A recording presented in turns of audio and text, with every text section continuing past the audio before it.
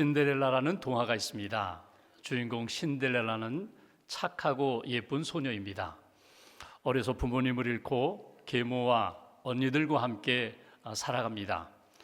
어느 날 그 나라 왕자의 신부감을 찾는 무도회가 열린다는 소식을 듣습니다. 나라의 모든 처녀들이 예쁘게 단장을 하고 무도회장에 갑니다.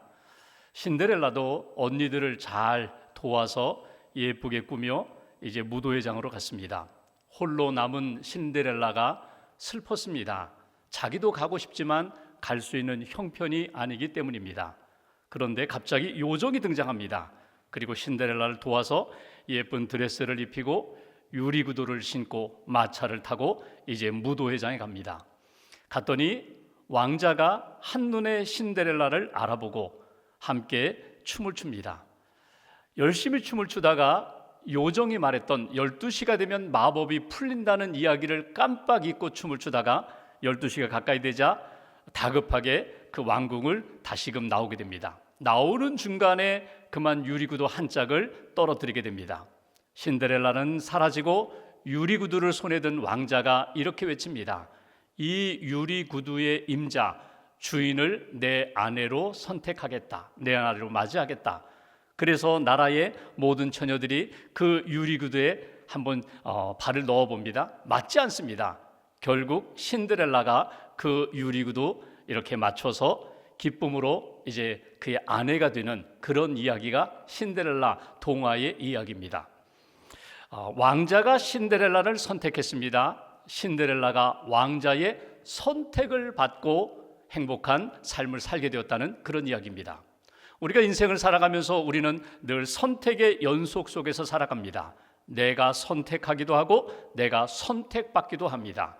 내가 무엇을 선택하기도 하고 내가 어떤 사람을 선택하기도 하고 내가 어떤 사람에 의해서 선택을 받기도 하고 어떤 일에 선택을 받으면서 살아가게 된다는 것입니다.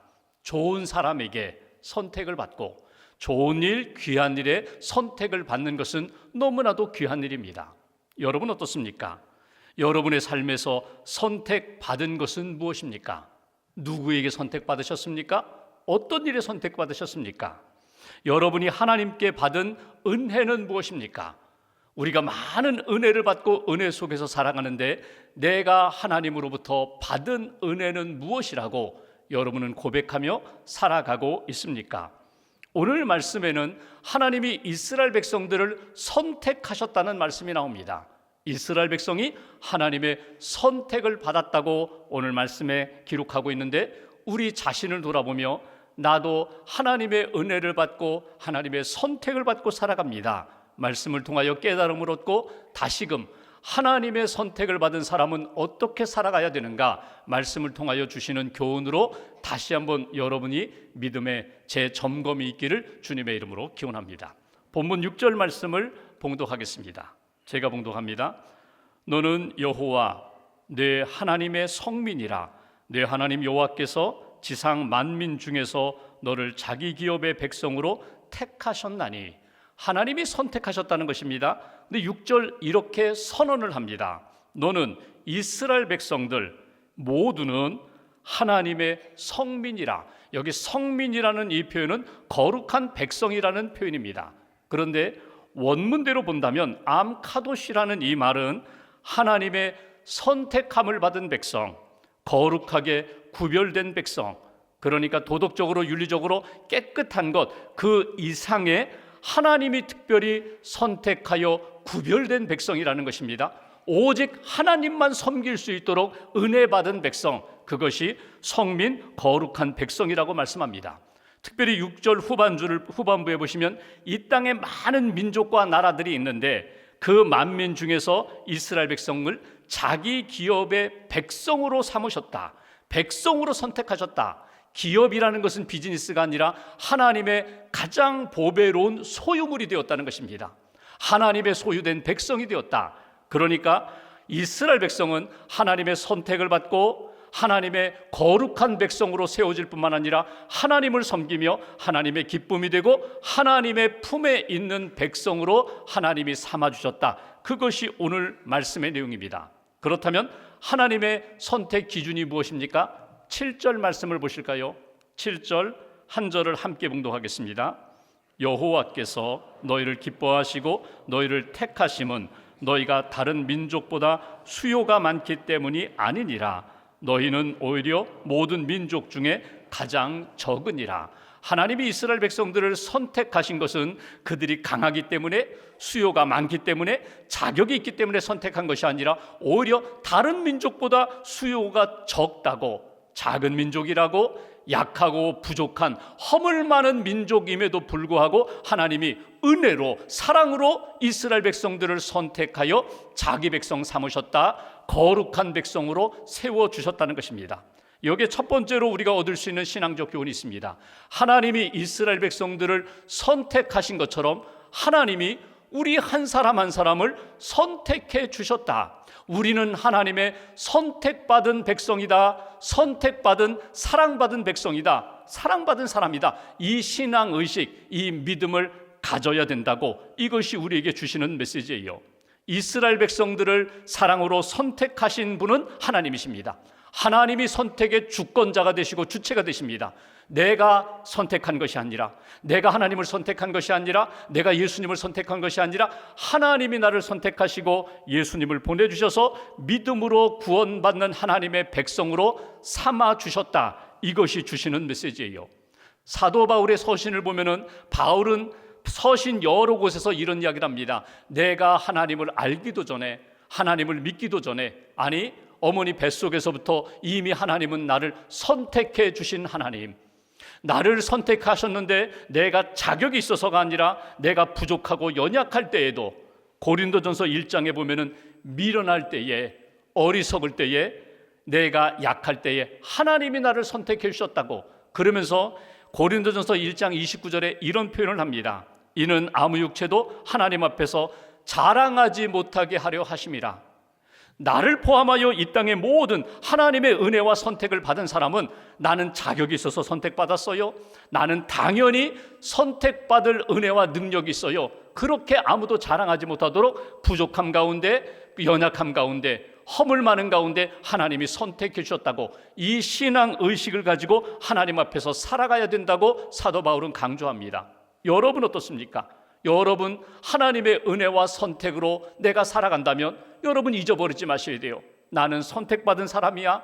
마치 신데렐라가 자기가 똑똑하고 예쁘고 잘났기 때문에 내가 선택받은 것이 아니라 부족하고 연약하지만 왕자의 선택을 받은 사람이라는 그 감사함으로, 은혜로 살아갈 때에 행복한 삶을 사는 것처럼 우리 모두가 다 하나님의 은혜 가운데 선택받았음을 잊지 않고 감사하며 믿음으로 살아가야 하는 인생이라는 것입니다.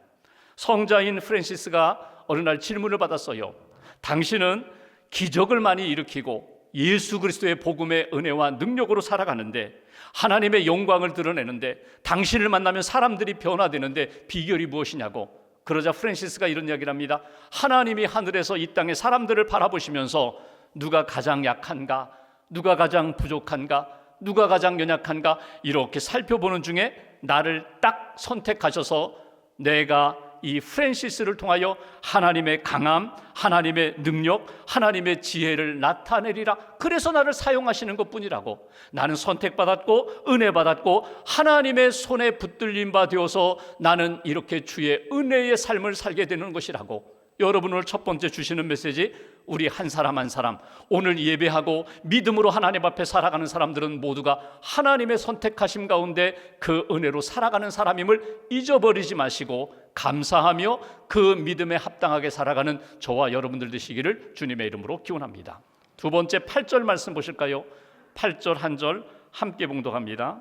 여호와께서 다만 너희를 사랑하심으로 말미암아 또는 너희의 조상들에게 하신 맹세를 지키려 하심으로 말미암아 자기의 권능의 손으로 너희를 인도하여 내시되 너희를 그 종되었던 집에서 애굽 왕 바로의 손에서 속량하셨나니. 하나님이 이스라엘 백성들을 선택하실 뿐만 아니라 하나님이 그들에게 베푸신 은혜가 있다는 거예요. 어떤 은혜인가? 8절에 보면 몇 가지를 이야기하는데, 먼저 우리를 사랑하신 하나님, 이스라엘 백성들을 사랑하셨다. 두 번째, 하나님께서 조상들에게 주신, 아브라함에게 주신 그 약속과 맹세를 지키기 위하여 하나님이 너희에게 은혜를 주셨다. 아브라함에게 주신 맹세, 복의 약속이 무엇입니까? 하늘의 별처럼 자손을 주리라, 땅을 주리라, 너는 복된 자가 되리라, 복의 근원이 되리라, 복의 통로가 되리라, 내가 너를 구원하리라, 함께하리라. 이 맹세의 약속을 하나님이 지키셨다는 거예요. 더더군다나 사랑하시고 맹세를 지키시면서 8절 후반부에 보면은 이스라엘 백성들로 하여금 여기 인도하여 내셨다. 애굽에서 종살이하던 그들을 인도해 내셨다. 다른 말로 표현하면요, 구원하셨다는 거예요. 우리를 구원하기 위하여 하나님은 신실하게 약속을 지키시고 변함없는 사랑으로 인도하신 하나님. 특별히 8절 마지막에 중요한 단어가 나와요. 속량이라는 단어입니다. 여러분, 속량이라는 것은 무엇인가 하면 몸값을 지불하는 거예요. 대신 죗값을 받는 거예요. 그러니까 내가 노예 종으로 살아가는데 내 힘으로는 도저히 내 몸값을 지불할 능력이 없는데 어떤 분이 와서 몸값을 대신 지불하고 너는 자유인이다. 이게 속량을 받는 거예요. 내가 죄를 지었는데 죄로 말미암아 나는 죽을 수밖에 없는 죄인인데 나 대신 어린 양이 죄값을 대신 받아서 속죄 제물이 되어 피 흘려 죽음으로 그 죄를 그가 갚음으로 내가 죄의 용서함을 받는 거예요. 신약으로 이야기하면 예수님이 이 땅에 오셔서 내가 죽을 수밖에 없는 죄인인데 예수님이 십자가에서 피 흘려 죽으심으로 그 십자가의 보혈로 내 모든 죄를 하나님이 용서해 주셨다. 예수님이 속죄제물이 되시고 어린 양이 되시고 나는 그 속량함을 받아 죄의 용서함을 받아 나는 구원받았다. 이게 하나님의 은혜라는 거예요. 사랑하시고 약속을 지키시고 우리를 구원하신 하나님. 여기에 우리에게 주신 두 번째 메시지가 있습니다. 하나님은 이스라엘 백성들과 우리를 선택하실 뿐만 아니라 우리를 사랑으로 구원해 주셨다. 우리를 죄에서 구원해 주셨다. 하나님은 나를 구원해 주신 분, 나는 하나님의 구원의 은혜를 받았습니다. 이것이 우리가 붙들어야 할 두 번째 메시지예요. 예수님의 보혈로 구원해 주셨어요. 십자가의 은총으로 구원해 주셨어요. 하나님의 구원 받은 자답게 거룩하게 진실하게 하나님의 기쁨이 되는 인생, 그런 삶을 살아야 된다. 여러분, 구원이라고 표현할 때에 우리는 구원에 대한 여러 가지 생각들이 있어요. 각자의 생각과 경험에 따라서 구원이라는 것을 표현합니다. 근데 성경적으로 표현한다면 여러분, 구원은 세 가지 차원에서 항상 생각해야 돼요. 과거로부터 구원, 현재에서 얻는 구원, 미래에서 얻는 구원. 과거에서 우리가 얻은 구원이 무엇입니까? 예수님이 2000년 전에 십자가에 달려 돌아가심으로 십자가의 보혈을 믿는 사람들은 모두가 하나님의 자녀가 되는, 구원받는 백성이 되는 그 구원을 일컬어요. 예수님이 요한복음 5장 24절에 이렇게 말씀하십니다. 내 말을 듣고 예수의 복음을 듣고 나 보내신 분 하나님을 믿는 자는 영생을 얻었고 심판에 이르지 아니하나니 사망에서 생명으로 옮겼느니라. 예수님을 믿는 그 순간, 십자가의 보혈을 믿는 순간 이미 나는 죽음에서 자유함을 얻고 생명으로 옮겨졌다. 나는 구원받은 백성입니다. 이 구원의 확신을 가지라는 거예요. 현재적 구원은 무엇입니까? 빌립보서 2장 12절 말씀처럼 하나님을 믿고 예수 그리스도의 복음 안에 복종함으로 두렵고 떨림으로 너희 구원을 이루라.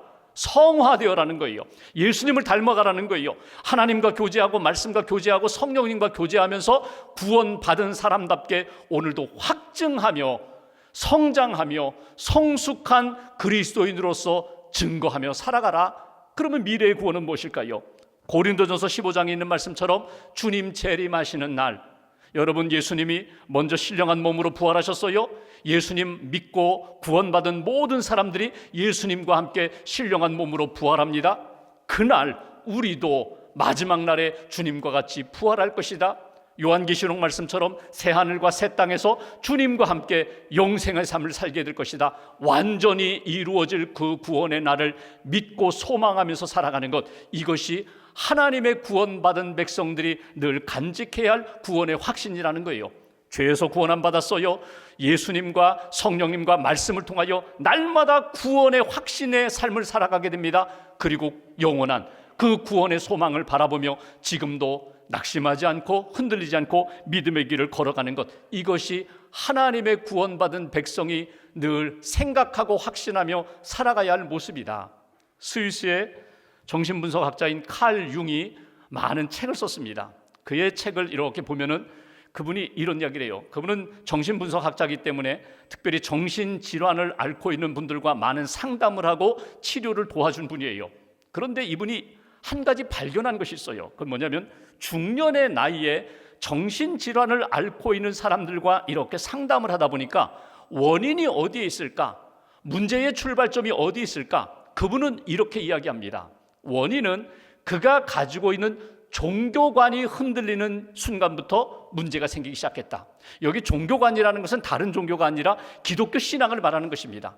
그가 가지고 있는 기독교 신앙이 흔들리면서부터 그의 마음의 상처가 찾아오고 정신적으로 이렇게 아픔의 시간을 보내게 되었던 것이에요. 그러면 원인을 찾았으면 어디서부터 시작돼요? 다시금 믿음의 출발점으로부터 다시금 돌아가는 거예요. 내가 정신적으로 너무나 힘들어요, 아파요. 그러면 어디서부터 치료를 해야 될까? 하나님에 대한 믿음, 예수 그리스도에 대한 믿음, 하나님의 사랑에 대한 믿음, 나를 구원해 주셨다는 구원의 확신에 대한 믿음을 다시금 추스려서 붙잡을 때에 내 마음도, 내 생각도, 내 정신도, 내 몸도 하나님이 이렇게 회복시켜 주신다는 거예요. 여러분, 그는 이렇게 결론적으로 이야기합니다. 하나님의 사랑을 확신하라고. 내가 하나님 앞에 사랑받은 얼마나 소중한 존재인지를 다시금 확인하라고. 하나님의 구원하심을 확신하라고. 나는 예수와 함께 십자가에 죽고 예수 그리스도가 부활할 때 나는 부활합니다. 나는 부활의 소망이 있습니다. 이 구원의 확신을 가질 때 내 마음에 있는 아픔의 상처도 주님이 만져주시고 치료해 주신다. 오늘 말씀을 통하여 우리에게 주시는 메시지, 하나님은 우리를 구원하셨고 지금도 구원받은 삶으로 살아갈 수 있도록 은혜를 베풀어 주신다.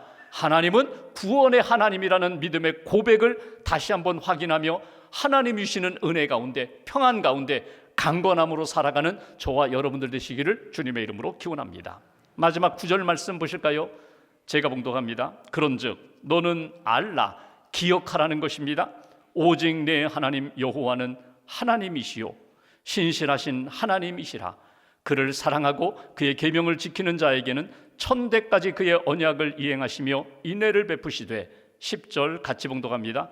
그를 미워하는 자에게는 당장에 보응하여 멸하시나니 여호와는 자기를 미워하는 자에게 지체하지 아니하시고 당장에 그에게 보응하시느니라. 아멘. 하나님 어떤 분이라고요? 너는 알라, 여호와 하나님, 창조주 하나님, 유일하신 하나님, 구원의 하나님, 그 하나님은 신실하신 하나님이다. 여기 신실하신 하나님이란 변함이 없는 하나님, 약속한 것은 반드시 이루시는 하나님, 그 하나님이 어떻게 믿음의 사람, 하나님을 사랑하고 계명을 지키는 사람, 하나님이 그 약속대로 이행해 주실 뿐만 아니라 하나님이 인내의 복을 주신다. 복을 주시고 하나님을 미워하고 하나님 뜻에 거슬러 살아가는 사람들에게는 하나님이 보응하신다, 심판하신다는 거예요. 오늘 우리가 하나님의 선택을 받았어요, 구원받았어요. 그러면 우리가 하나님 앞에 거룩한 사람으로, 거룩한 백성으로 살아갈 때 놓치지 말아야 할 것, 하나님 앞에 설 때마다 하나님은 나의 하나님이 되십니다. 하나님은 내 인생 지으신 하나님이십니다. 하나님은 신실한 하나님, 하나님은 나에게 언제나 신실하신 하나님이십니다. 이 고백으로 살아가라. 이것이 우리에게 주시는 세 번째 메시지예요. 9절에 나오는 말씀은 계명을 지키는 자, 하나님을 사랑하는 자, 하나님이 천대까지 자자손손 복을 주실 뿐만 아니라 10절에 악을 행하는 자, 하나님을 미워하고 말씀대로 살지 않는 자, 하나님이 신실하게 보응하신다, 심판하신다고 말씀해요. 여러분, 여기 인내의 사랑은 어떤 사랑일까요? 많이 들어보셨죠? 헤세드의 사랑, 변함없는 사랑, 영원한 사랑, 특별한 사랑. 하나님이 모든 이 땅에 있는 인류들을 사랑하시지만 특별히 선택하여 구원한 자녀 삼아주신 하나님의 백성은 특별하게 하나님이 사랑하신다는 거예요. 열정적으로 사랑하신다는 거예요. 혹이라도 넘어지면 일으켜주시고, 잘못된 길을 걸어가면 혹시 막대기를 동원해서라도 다시금 돌아오게 만들어주시는 그 인애의 사랑, 열정적인 특별한 사랑.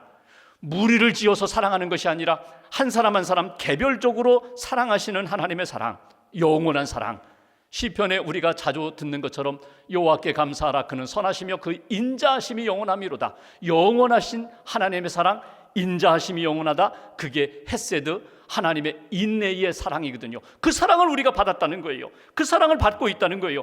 그 사랑에 하나님의 은혜 가운데 살아가는 믿음의 인생이 되어야 한다.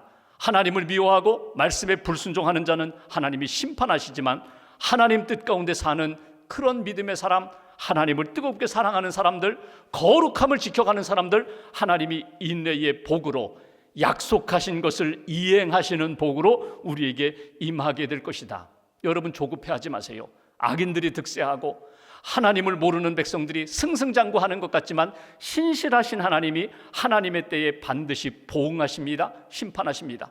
믿음을 지키고 거룩함을 지키고 정말 고난과 어려움 가운데 하나님 앞에서 믿음으로 사는 사람들, 왜 응답이 없을까?